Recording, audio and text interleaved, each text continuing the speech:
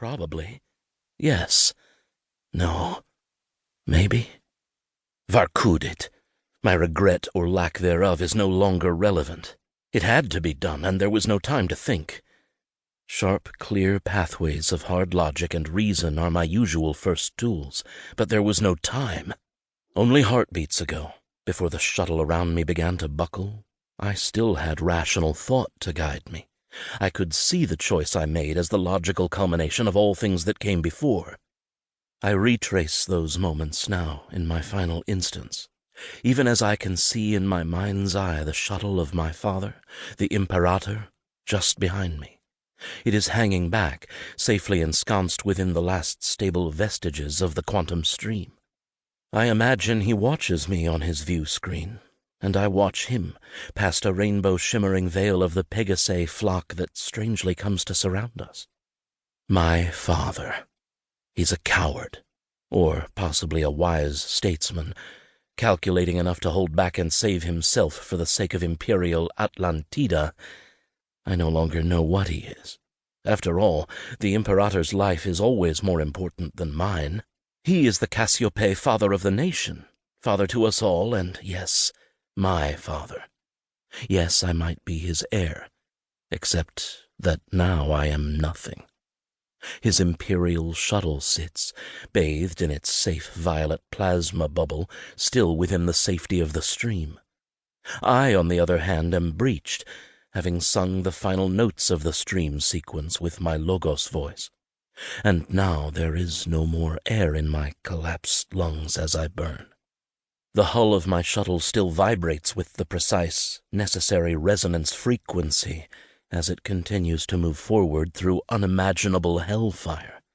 My shuttle is the new resonance anchor for the fleet, even as it buckles in its final destruction, leaving a solid, healthy stream in its wake. Together, we have pushed and extended the boundary along a new solid set of parameters, having stopped the cascading breach of the entire fleet array. A tiny moment of personal satisfaction comes to me, as wild colors of the Pegasus swirl to obscure my vision for the last time. And again, that overwhelming, stupid blue rises over the other hues, casting layers and veils and final doubt over my dying physical senses. However, inside me, there's no longer any doubt as to the validity of my final choice. I am nothing. There is a difference between pride and honor. Pride is stupidity, stubbornness, a self-imposed handicap. Honor is the recognition of being aligned with what is the right thing to do. It is not a measure of you, for you are always nothing. It is a measure of your true alignment. You serve truth and goodness and justice, and the key word is serve. The instructor's droning voice rises in intensity and volume, becoming a command voice calling us to attention. He is a grim man with a weathered, leathery skin, a gaunt face, and muddy dark hair with only a residue of gold dye, revealing early signs of natural fading near the temples.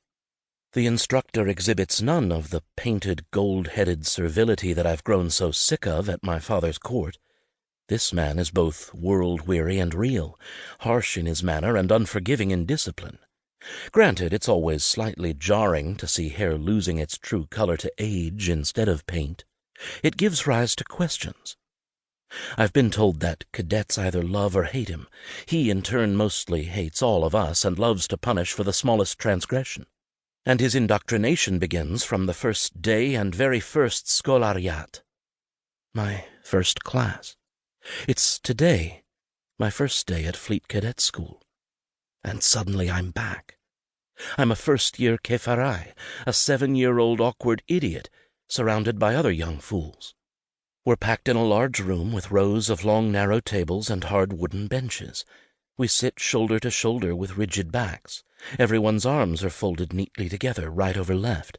Motionless fingers, flattened palms, resting stiffly against the tabletops, polished over decades by cadet elbows. Boys and girls wear the same bleak gray uniform, without any embellishment or insignia, and blank collars. An ocean of gilded heads with occasional undyed